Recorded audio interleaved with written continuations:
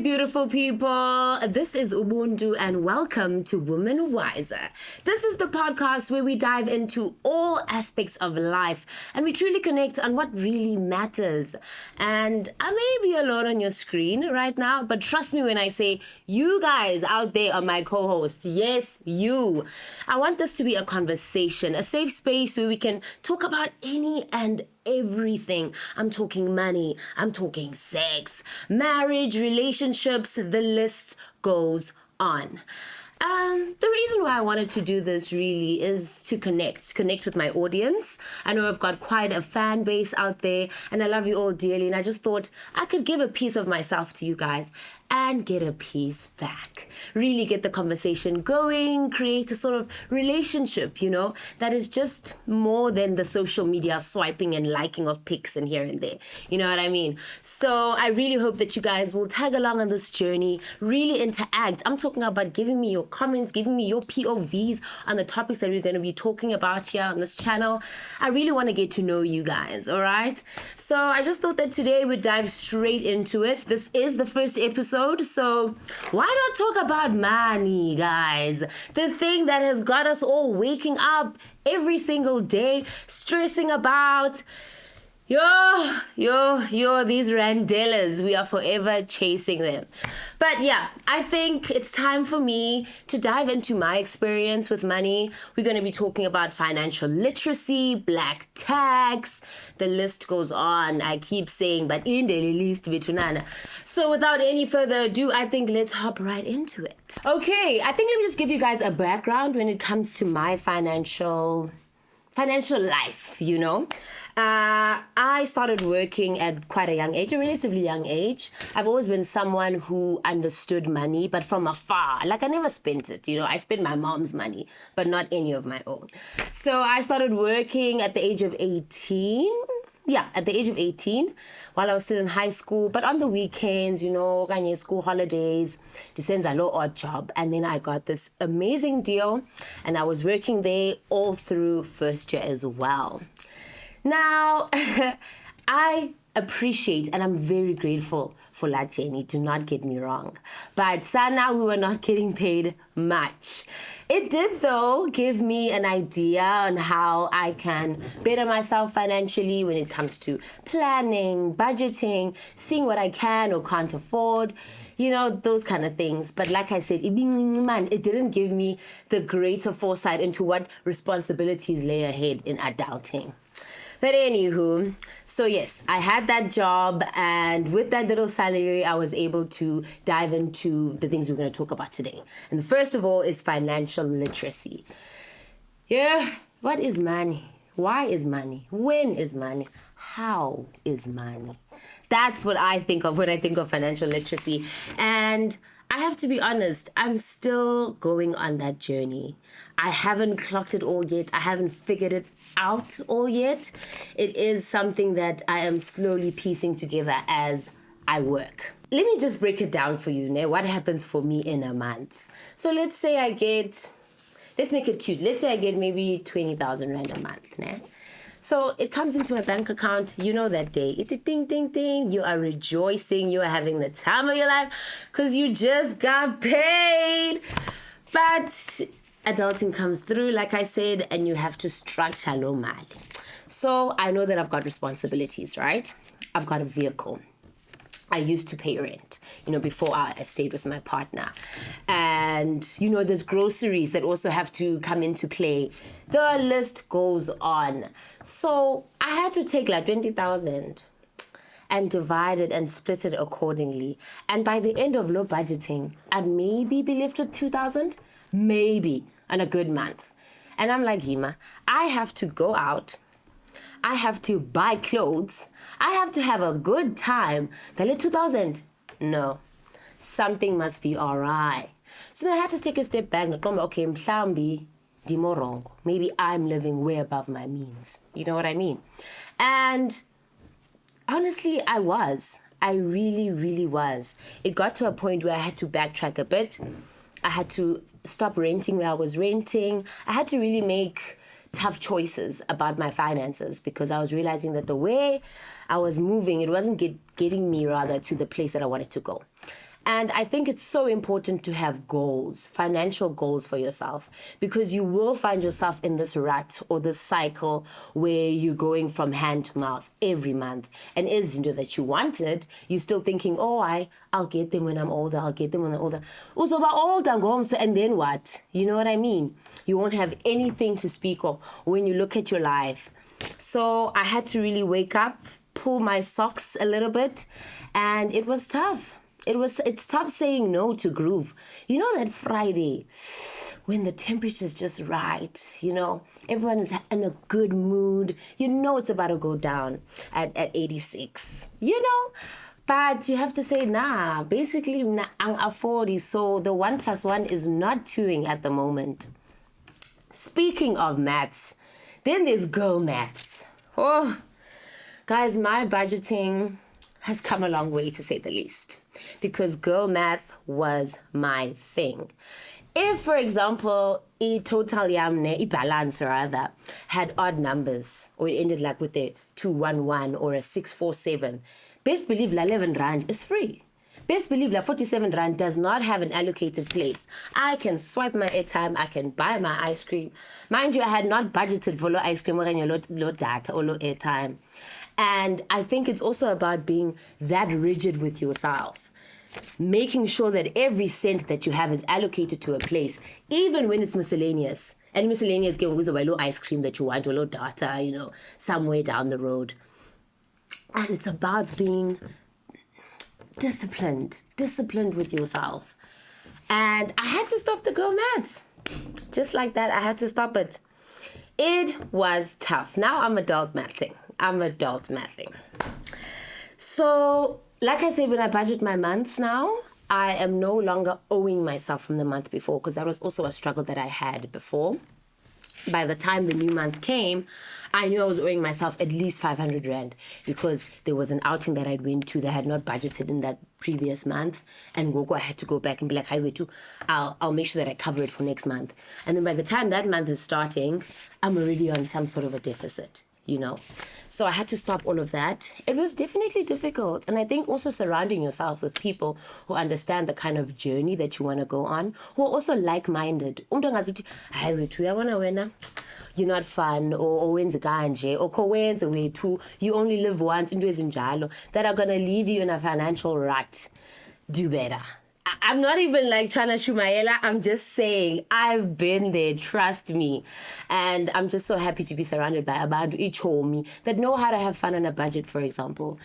Sometimes you don't got to do a lot. You don't got to do too much. One of my other weaknesses when it came to budgeting was also not following through. So I would have a budget, like I said, low 20,000, I'd have every cent allocated for, right? And then when it hit my 15, 16 of the month, sana ndilahle pha lo app, because I'd use the app on my phone, right, to budget everything. Ndilahle pha lo app and sayijongi. So xa ngizoswipe bese ngicimela, I'm just like, ding. It's gone now. It is what it is. I did need it. I'm always sort of validating the choices that I've been making throughout the month. And by the time we're hitting the 25th, 26th of the month, now I'm clueless again. Where did my money go? So I think also being financially honest is a big thing, because you have a goal, you know where you want to go. And it's about making those small little changes or small little habits while your money is still cute, that will really set you apart from the rest and also make you achieve those goals. So yes, when it comes to budgeting, you really got to have that financial honesty between, otherwise you're going to keep financially lying to yourself. All right, next on the agenda is investing. Now, yabona lena, it's easier said than done. We hear it all the time in banking. Investing. You gotta invest. Invest and only 2,000 at the end of the month after you've budgeted. What am I investing? But I had to sit down with myself once again and be like, Buntu, you're thinking about this all wrong. Like they do with tithes at church, 30% mntasekhaya. So you think 30%, even if the percentage is 0.5%, it's still something. So that's where I was, saving at least $100 and investing it somewhere, right?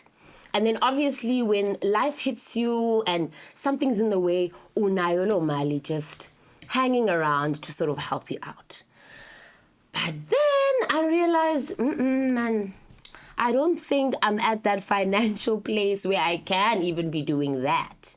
Because the corner isn't just dingayo, you know? So how I chose to start investing is through my assets, right? So as a performer, as someone who is seen and socializes often, I was like, you must actually invest in your appearance. Ne? So I was that person, 10 wigs, because I usually do my own hair, but those are braids. Let me invest. 10 wigs, you're buying quality outfits that you can mix and match and go to a different premiere in, as well as what? Yes, I think that's the main thing. Oh, the makeup, of course. Because I think also looking after your skin and just looking after your whole body is an essential thing. Now, gym, I think is also an investment when it comes to my career. So I was viewing it like that and not necessarily as expenses, because it was also frustrating knowing that I'm someone who is not doing what they should be doing, as the ads are saying, I'm not investing. But when I took a step back, I'm like, you're judging yourself a bit too much. Jonga man, you are someone that is in the spotlight that needs to be looking good whenever you're out there. So this is your way of investing in yourself, girl. This is your way. So please let me know, guys, how you invest in yourself. It may not be the way the banks or the adverts are letting us know, but let me know bana wena u investa kanjani. All right, it could be. I don't want to give you guys ideas. You guys will let me know. All right, so we also have creating good habits, right? And I found that it is quite tricky, but when you start implementing it, it can be second nature, So I'd put reminders on my phone. I would do a cash system. It's just more difficult now when you have a phone that taps everywhere. But I used to be that person, but okay, tonight, I'm only going to use 200 Rand. To copy cash, and I know that when that money is finished, that money's finished. We're not getting brave. We're not doing any YOLOing that night. And it actually worked for a while, but like I said, everywhere we go. So that became a little more difficult. But by the time that I really implemented those small habits, it was more easier to have restraint when it came to tapping a phone in yam. You know what I mean? And then I think also creating memories is also very important. We live in a country that has an intense groove culture. And don't get me wrong, I love it. I personally love it. It keeps the country happy, as long as we do it responsibly. And but I think there also is value in trips, more wholesome experiences, ones that can be logged into your memory. And you can just look back and go, but that was a great, great experience. Obviously, in a more responsible way. On a trip to Thailand because your mates are going. And I'm speaking from experience because my friends are definitely going to Thailand next year. And I just said, you know what? And I'm 40, so let me take a step back. But Lord knows, oh my goodness, how I would love to go on that trip. But I'm not there yet right now, And when I will be, I will definitely go. And Gamandi gets a shower short left up in South Africa. Zininzi indawo ezinhle that I can definitely still visit on a cuter budget, a more demure budget. And then we move on to something that, if I'm honest, it kind of frustrates me, and for no posisa, the different ways of acquiring money, And I think it's even gone beyond industry, I'm an actress, but we all know that we see our favorite actresses doing work on social media, being influencers. We see them now on our radios. We see them doing many, many things in many different areas. And you just have to diversify, as a freelancer. It's the reality of the game. But I'm finding that it actually could be true in many other industries as well, because this economy is tough. The world is expensive. So anyway, kule industry like I'm saying, I'm realizing that I really have to diversify. Acting is not enough. And why I say it's frustrating, it's because ndifuna uact mna, I just want to show my talents to the world, if that makes sense, and be adequately compensated for it. Is that too much to ask? Is that too much to ask for? Really? Apparently it is. But it's a very hard pill to swallow, one that I'm still learning to do. I know I have many other talents, ndienda majorisha directing as well in varsity. So that's also something that I'd love to venture into in the upcoming years. And I'm all for young women sort of putting their feet out there in the arts in many other aspects, because power to us, power to the woman. But yeah, please let me know what you guys would actually love to venture into. Mhlambi ewe wafunda BCom, but you love photography, for example. Let me know how that's working out for you, how you're able to diversify in your field. I know it's a very tough one to do, but side hustles become the main thing these days, so I'd love to hear about your guys' ones. Another thing that I want to speak about is how my mother also has affected the way I've looked at this little subtopic specifically and at the different ways of acquiring imali. She's someone who's like, Mdanam, you do not want to waste your life. You do not want to be that person, yes, I could have done this, I could have done that while I still had the energy. And she has a really good point, It doesn't take away the frustration behind it, but it's something that I'm really leaning into. She loves IT. There's been this new craze now about IT and Bitcoin this and investing that. I'm like, Mama, I don't even know the A, the B, or the C's of that. But I think it's about taking that step back. I can actually acquire more knowledge, gain more skills in other totally different areas to what you are focused on in sort of pursuit of making more money. Yeah. Because it does rule the world unfortunately. Our next point is dealing with gender inequalities in terms of payment. Now, I have a little fun story time for Lena. So I don't know why I'm laughing because it's actually quite serious. So, right, I had 2 colleagues that I was working with when I was on this gig, right? We had a great relationship. We were really enjoying what we were doing. But then this one day, we decided to have a conversation about imali, And I'm realizing that it's actually a conversation that a lot of companies are like, we don't want our employees talking about that. Don't be discussing that. Don't be doing that. Because that's going to leave that conversation not so happy. So that person happened to be me in this instance. They're talking about, hi man, hey, we really deserve to be getting more, honestly, if we're being honest. Yeah, I don't even know what they're talking about. I'm not the most experienced right now. I'm still starting off in my career. Oh, yeah, I'm sure. Yeah, I feel you guys' pain, And then they disclose what they're actually getting. One at disclosing. And it shook me. What do you mean? Wapinda. Watch we add right?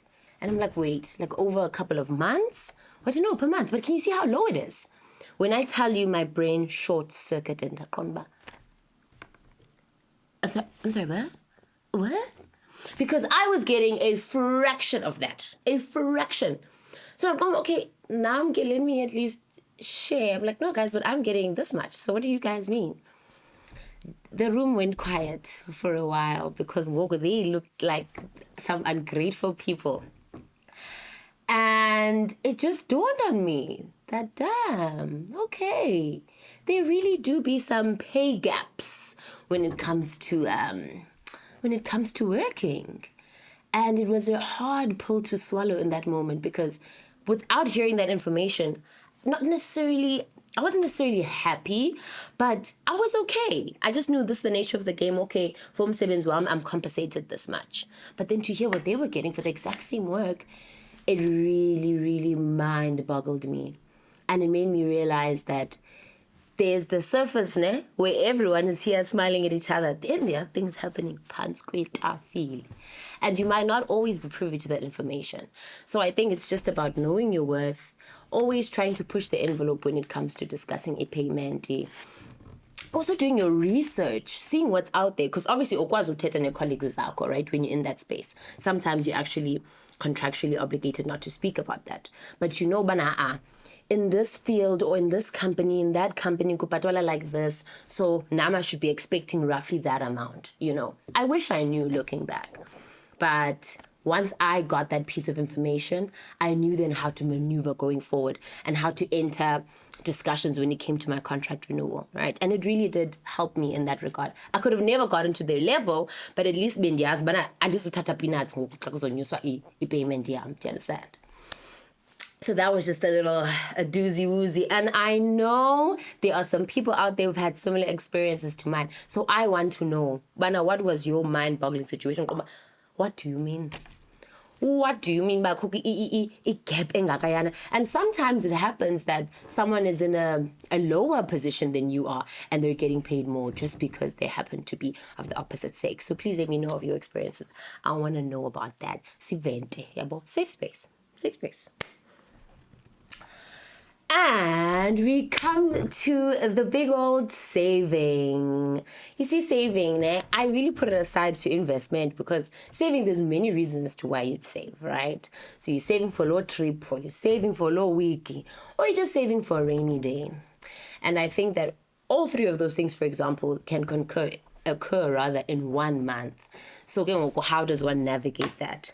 And I think from now, I had to start prioritizing what I considered important, especially in my time frame of my life.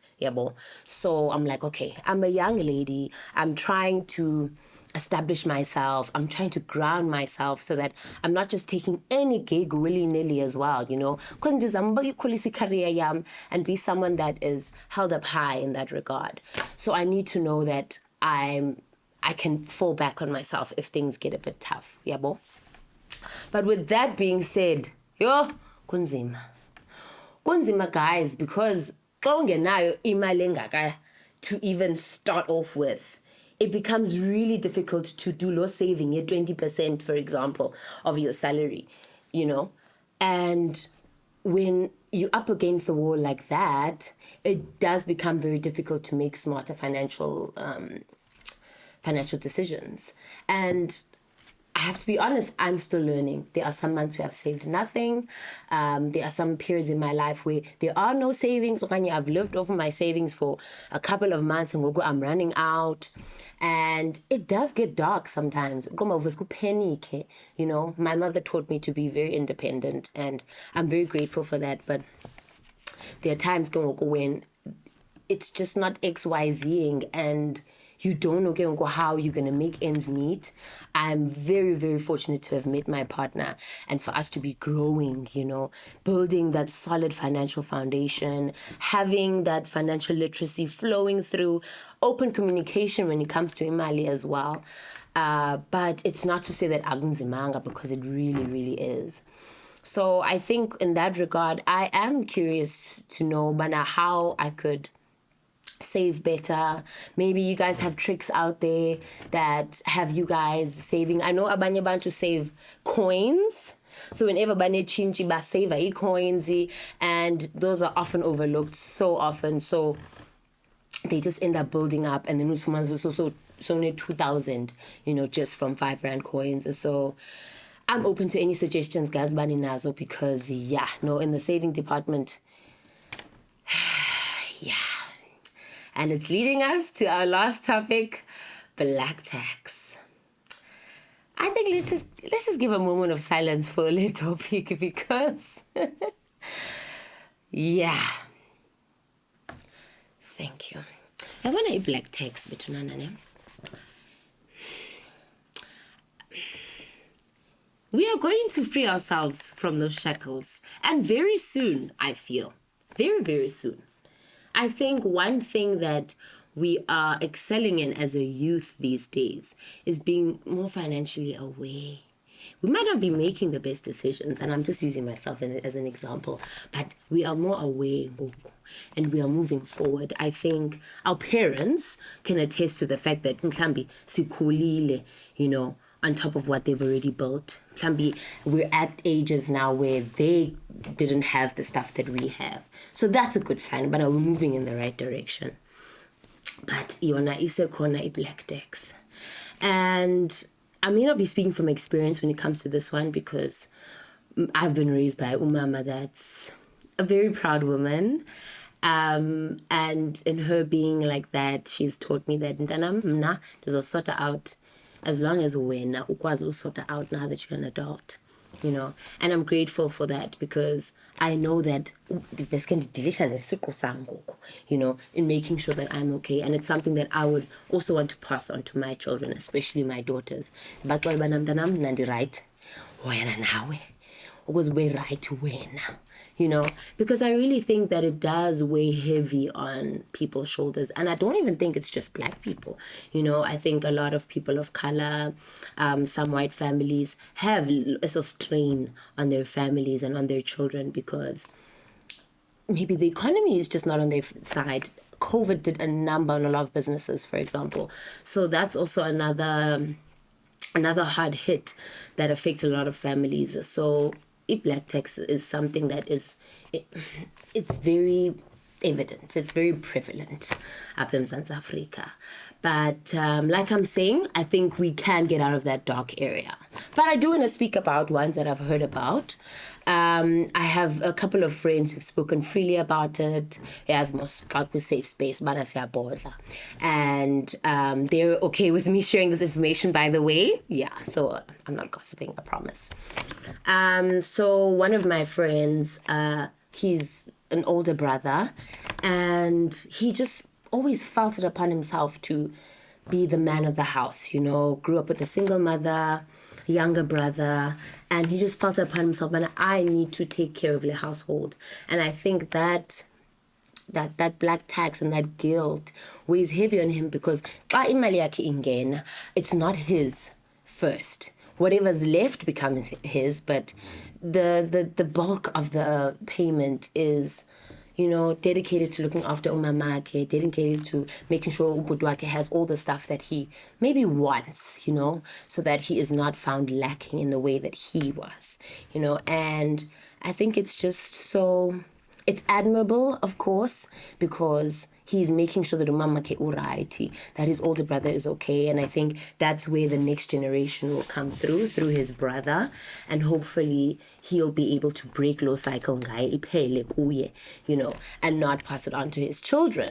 But in the same breath, it's so unfortunate because you find that ngalimali that he's being paid each month, he could have grown exponentially, gone off to do amazing things, bigger things that he's doing now. Not that he's not doing amazing things, but way bigger things than he's doing now. But because imali yake has to start somewhere else, efemilini, before it gets to him, I think has really stunted his financial growth. And it's just a reality, like I said, that a lot of us are facing, you know. And I think it's one that we have to all sit down, maybe as a family, and really reassess. Because that we can restructure, make sure that, okay, maybe instead of our child going to private school, maybe they can go to public school, so that we're able to manage our finances a bit better, having those uncomfortable conversations, so that Nogo Umdana is able to thrive and have a better chance of succeeding and doing whatever they want to do. You know what I mean? But please do let me know of your experiences of black tax. I know this is, it's a tough one, but please feel free to just share. And this is no disrespect to the parents, obviously, that are at the receiving end, because like I'm saying, the economy sometimes is not always on our side, and times are tough. So it only makes sense when, as a family, we help one another. So yeah, guys, that has been money. Yaiva.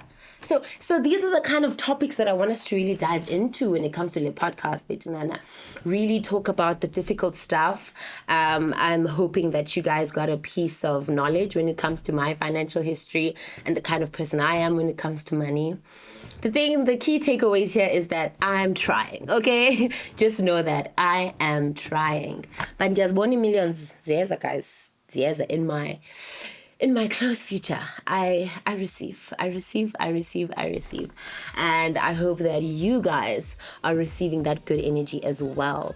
All we gotta do is believe, work hard, and And that has been the episode on money, Betuna and Timba. You guys learned a few things about me and maybe got some piece of advice for your own life when it comes to money. And guys, I'm dating no advice. So please feel free to share your thoughts about the different topics that we touched on today on social media. Let's get that conversation going because these are co-hosts up. You understand? So yes, guys, this is Ubuntu and you guys have been watching WomanWizer. Signing out.